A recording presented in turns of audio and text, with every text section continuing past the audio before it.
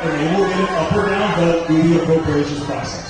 Okay, ladies and gentlemen, I'm going to have to ask everybody. It's all right. I got it. All right. So, let's go. I got it. John Calviano from Naples. John, where you at? Hey John, how you doing? John. This is on firearms, so nobody's going to be able to say you didn't get too right out of the gate, right? Okay, so firearms. Yeah. Do you support the right of citizens to own any type of weapon? A flamethrower was displayed for sale at the Alamo Gun Range in Naples. Is there any limit to the expansion of legal weapons in your mind? So, specific to the flamethrower, I'd actually have to look at federal law. I think that if you wanted to buy one, I think if you wanted to buy one, there are extended background checks that you have to go through with ATF. That's federal law right now. And so I think there's a misconception about what federal law allows and does not allow. I think if you're talking about RPG, probably a flamethrower, things of that nature, virtually most Americans won't even be allowed to make that purchase under the way that we're doing it right now. Hold on, sir. Don't worry about it. We're talking about this question right now. Now, to the other part of the question, what about restrictions? So I think somebody yelled out about universal background checks. Here's the truth for people who may not like it. We already have, quote unquote, universal background checks today. You cannot go to a federally licensed firearm dealer and not go through a background check to buy a firearm. You cannot. If you're talking about what happens if you have to do a private party sale, the example I always give is I have a son, he's 21 years old, he graduates college in a month. I have firearms. If I make a decision as a father to sell my gun to my son, that is a personal decision I've made as an adult to my son who is also an adult. If we're going to talk about the real issues we're concerned about, FSC was brought up. The real issue there, and let's examine two of those things. Number one, based upon the early information from Florida State, the shooter took the parent's gun. Took the gun. That's a violation of the law. You're not allowed to do that. You're not allowed to take somebody else's firearm.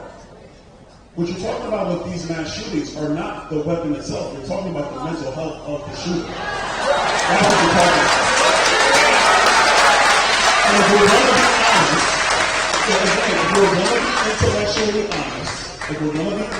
be honest, what we should be doing is examining the mental health of the shooters, not taking away the constitutional rights of citizens.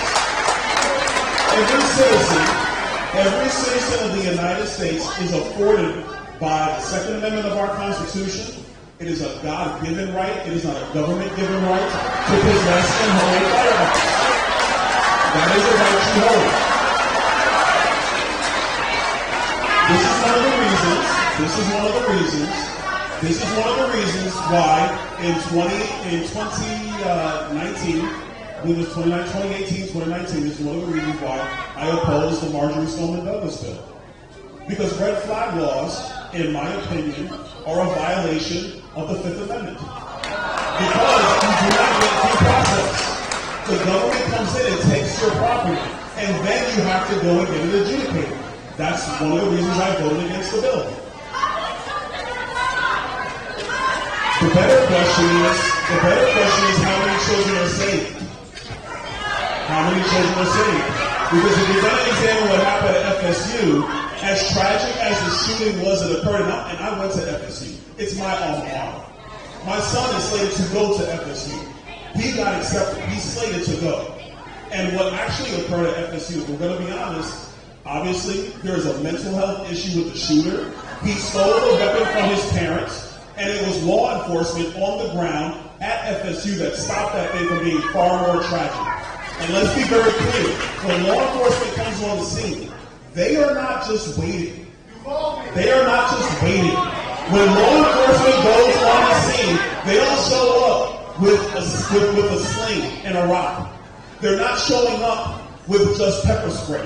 When law enforcement is on the scene, they show up with firearms. And in the times when law enforcement engaged the shooter directly, human lives were saved. In the times that they were not, Uvalde, Marjorie Stoneman Douglas, you saw more tragedy. So I like to look at these things realistically. Number one, Second Amendment rights will always be protected. They will always be protected.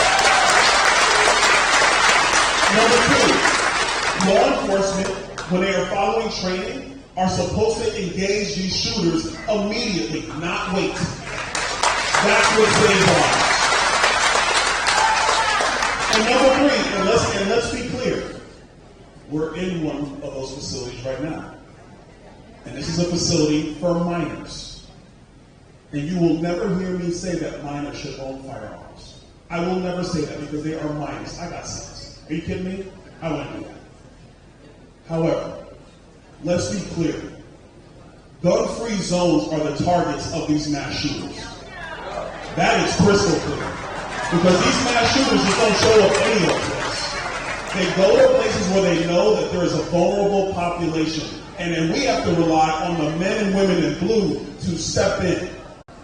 And our hope is they step in immediately to address these mass shooters.